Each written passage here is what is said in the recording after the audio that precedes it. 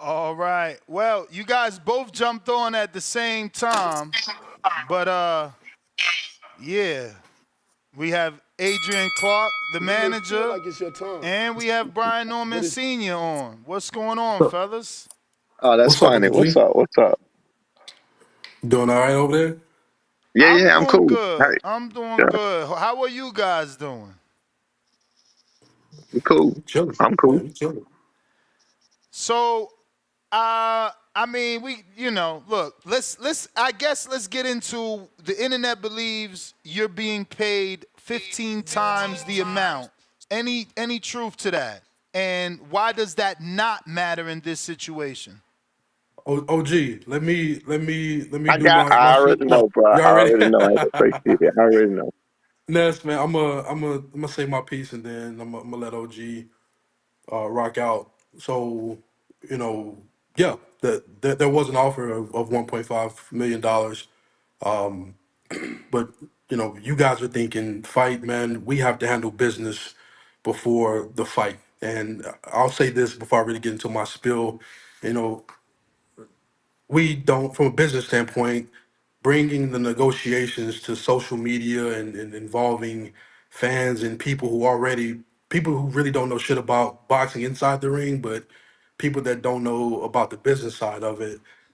It irks me a little bit that this is where we're at, to where Eddie Hearn feels like, all right, well, let me run to social media to talk about the offer. It irks me, but okay, cool. If you're gonna tell it, then tell it all, and I'll just kind of go on a tangent here, and then I'll leave it alone. Before the fights actually happen, I get it. The fans want to see the fight. The fans are tired of waiting for fights. The fans are tired of waiting for fights falling out. I get all that shit, but business has to be handled. And in this situation, bruh, this wasn't a situation of where we was pricing Brian out, or we were looking to kill the fight by pricing ourselves out. We've been in this business, meaning me and Jolene Mazone, we've been in this business for a very long time. If we was gonna price ourselves out, bro, we would have been like $3 million or $4 million, and we would have been stuck there. And that would have been that. That would have been us pricing ourselves out. We came to the table to get a deal done to make this fight happen because this is what Brian Norman Jr. wanted. It's what Senior wanted. However, in regards to the numbers, it has to make sense. As we say, high risk, high reward. Now, I want to do this quickly, and I never do this shit, but hell, Eddie Hearn already put numbers out there, so I'm gonna put the numbers out there to give you guys why we came up with our decision. And the decision wasn't to turn down the fight. That dude sitting over there on the camera, he never said no to the fight. I never said no to the fight. Jolene never said no to the fight. Junior never said no to the fight. It's a fucking negotiation. So if we come in high, you come in with a number, we meet in the middle to get the deal done. And we were not far apart. When I say far apart, it wasn't $1 million in between. That was something ridiculous to not make it happen. This shit could have been talked out. But from our standpoint, from a management standpoint, I looked at this. All right, and I'm gonna break down the numbers really quickly, as I did with the entire group. All right, $1.5 million was the offer. $1.5 million. You guys say crossing the street in boxing, on the internet. So Brian is signed with Top Rank. He's not signed with Matchroom. So to cross the street in boxing on the business side, it ain't fucking free. So Brian would have had to pay 20% of his purse to Top Rank to go cross the street to go fight Jaron Ennis. So that's $300,000 off of 1.5 million. I know, and I'll say this real quick. I know Eddie Hearn, it's not his job to care about our deductions, but it's our fucking job to care about the deductions to make the fight make sense. So we're already starting off with 300,000 being deducted based off of a percentage that he has to pay to his promoter to cross the street. He has a world-class trainer, that's 10%, that's 150,000. He has top management, that's another 10%, 150,000. And then to fight for the belts is not free. To cross the street is not free. To fight for the belts not free. 1%, excuse me, 3% off of $1.5 million is $45,000. He has to pay that for his WBO belt. Then he has to pay that for the IBF belt that he's fighting for. That's 45,000 two times. It's $90,000. So y'all keep saying, I get it because it's what you see. you're seeing $1.5 million. After the deductions, I see $810,000. So from my standpoint, I'm like, bruh, we need more money. And I'm not saying, bro, you have to give us another 2 million or $3 million. Let's pony up the dough a bit to make sure that the deductions that we paying, the whole thing makes sense, so that after the fight happens, my client goes home with a check for 1.2, 1.3, $1.5 million, not $810,000. I wouldn't be doing my job if that's the okay. So from our standpoint, bro, I get it. From the fan standpoint, I get it. Y'all want to see the fight. We are a management company. We represent fighters, and the damn company's name is Fighters First. We have to do what's best in regards to the fighter. And if the numbers don't make sense, if the reward don't match the risk of us going to Philly to fight Jared in his backyard, and we're bringing the same thing as him. It's not like he got 3 belts and we got 1 belt. It's not like he's just this household name that everybody knows and celebrates, and we're nobody. They're both world champions, and we're bringing two world champions together to make a fight happen. We just want to make sure our client goes home with the money that we know he deserves. Last thing, and I'll shut my mouth. I don't give a damn about what he made his last fight. He wasn't world champion his last fight. And the whole situation of Eddie Hearn, Brian Norman, you want to be great.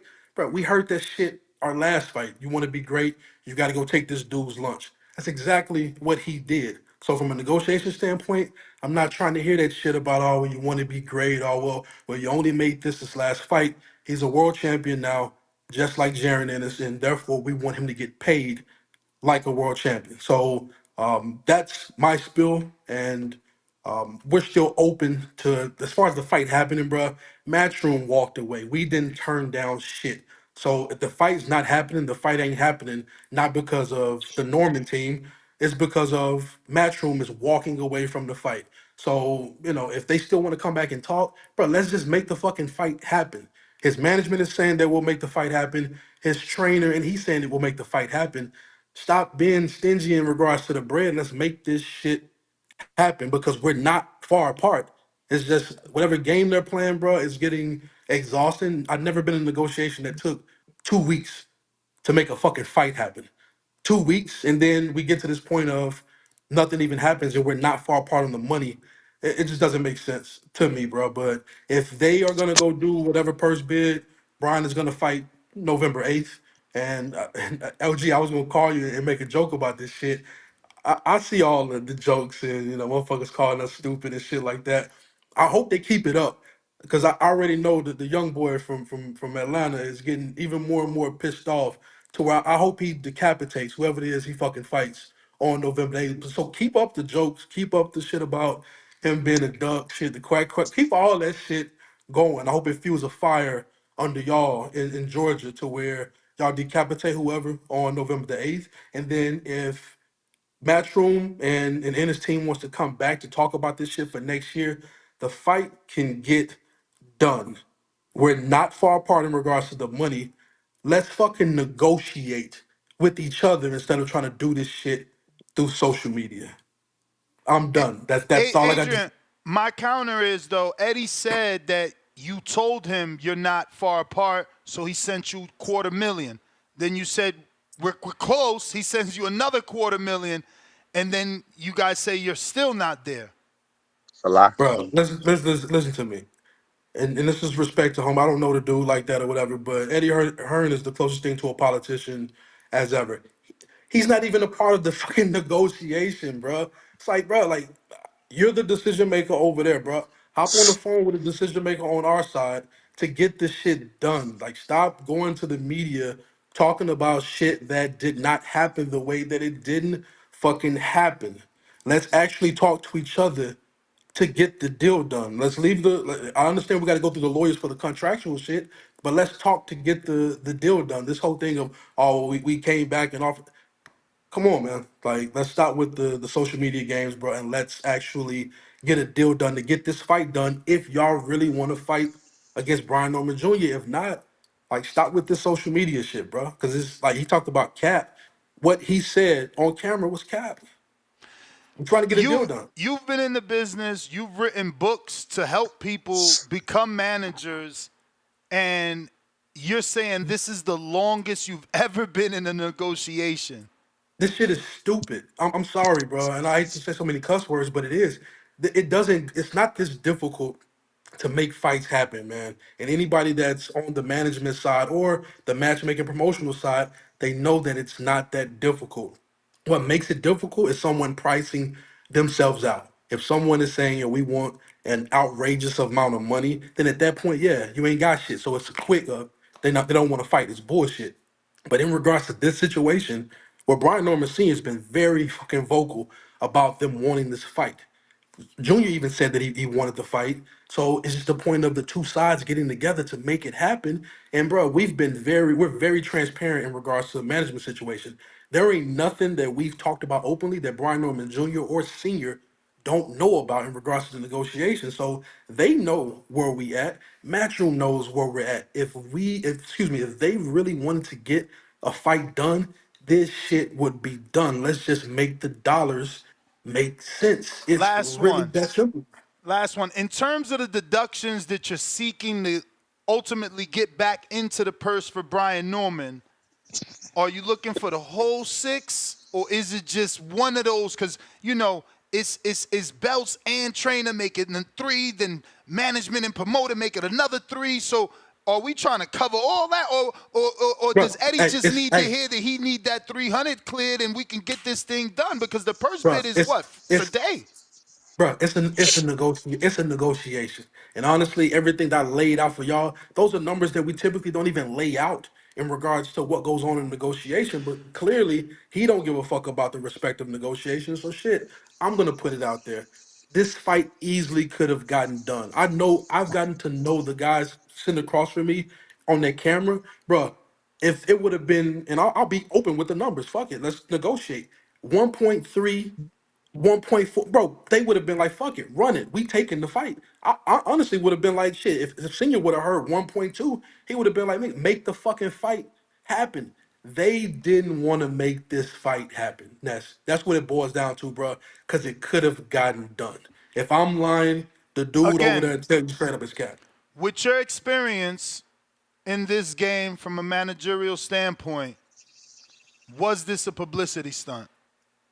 From their standpoint, yes, because Eddie Hearn is about to he's gonna try to sell y'all this bullshit Karen fight again. And honestly, Brian Norman Jr. was just the scapegoat.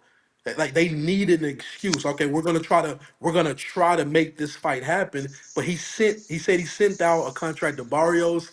He sent the contract to Stanley. I don't know how true that was, but that came out of Eddie Hearn's mouth. So you sent Stanionis, out. I just had on the show. He says he never received the contract. He said Barrios received something and they made a phone call about him. I'm just saying. So just think about that. He sent out two or three different offers. So you negotiating with three different people trying to see who's going to take the less of the deal?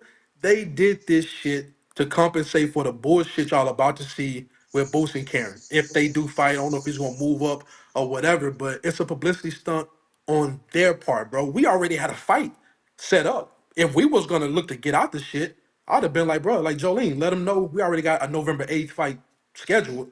We wouldn't even went this far if we weren't interested in taking the damn fight. So we did all this shit for nothing because we still gonna run November 8th against whoever we gonna fight. They did this shit as a publicity stunt to cover up the bullshit y'all about to watch in this rematch with Boots and Karen, bro. They never had a But to be mindset to fair, get this done. but to be fair, y'all about to be in some bullshit. Cuevas y'all about to, the champ about to be a co-main. That's Okay. mind-boggling to everybody that you not gonna take the Boots fight and end up being a co-main event as the world champion. Yeah, bro. At the end of the day, in regards to the negotiation standpoint, bro, we're not gonna just take anything. And any other young manager that's coming up out there, even the fighters, bro, you better stand on some shit in regards to this business. Because if you don't, they gonna end up doing the same shit over and over again, just handing you whatever. It's not a negotiation. It's just like take whatever. If you don't take it, then okay, bro. He's gonna do his defense against. I don't know if it's Quavos or whoever the fuck it's gonna be, but we couldn't get a deal done with Jaron Ennis because of the matchroom side. It had nothing to do with us because we wasn't asking for shit that was just outrageous. So yeah, we're gonna take the date that we already had scheduled. All right. Well, Mr. Norman Senior, do you feel you have anything to add? Obviously. I have a lot. I have a whole lot to add. Can I do this because my phone got messed up because a call came in, but I blocked all my calls? Can I drop out and call and drop right back Call, in? All right. hey, Yeah, yeah, hey, you OG, good. OG, call me after you All done right. with this I'm one. gonna Ness, drop out. I'm gonna drop right back in. I'm gonna call you, dog. All right. Okay. yeah, Ness, I appreciate you, man, as always, Appreciate having me you, on, bro. man. Thank you Yeah. for coming on the platform and breaking it down, especially with the numbers. You see, because you haven't even told the audience, and I want you to address that before you leave. That has nothing to do with taxes. You ain't Oh, deduct bro, Uncle I Sam. don't. That's the thing, though. I didn't want to bore nobody with the talk of taxes. I like, cause at that point, we all got to deal with the tax man. But from our standpoint, bro, we are looking to get the best deal done to make sure that our client, once he's done with the fight, bro, and they hand him his check, man, not handing my dude no check for no $810,000 after we decided, you know what, fuck it, we're gonna strap up again. We're gonna go to somebody else's backyard and we're gonna take our belt and we're gonna go to take his belt. Bro, I get the risk behind it, but from a management standpoint, the reward has to make sense. And I'm gonna make sure that Brian Norman goes on with the most money possible. So if we have to take the long way home, which in my career, I've always had to take the long way home in regards to getting to where I'm gonna get to. So if we have to wait till next year to catch up with Jerron Ennis, the yesterday's price ain't gonna be today's price. So we're gonna have to negotiate again. And I hope Mr. Hearn wants to actually sit down or talk on the phone to actually get both sides, get both numbers straight, and then we sign off on this shit. Cause all this other rinky dink social media shit, it ain't how I get down, bro. So whenever they ready to make a deal, let's make a deal. But that's my spiel. But yeah, bro, I hope Final one is the easy, quick one.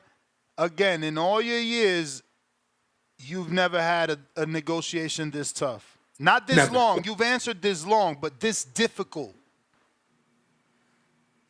Yeah, because you know, it's a lot of voices because we're with Top Rank again. So we're with Top Rank and we're promoted by a first class company. So Carl Moretti does a great job of speaking on behalf of Brian in regards to their lawyers and their team. But it just, to me, it's really difficult because there's a lot of voices involved in this shit. Jolene's talking, I do a bit of talking. There's just a lot of voices involved. I feel like, especially with Eddie Hearn being a decision maker, if you're gonna go talk to the media about what did or what didn't happen, bro, we could easily have a phone call and it could be really quick on, okay, what is it what y'all want? This is what we're offering. Let's meet in the middle. Let's make this shit happen, bro. This is not a situation. I know who I'm dealing with Brian Norman Sr. and Jr.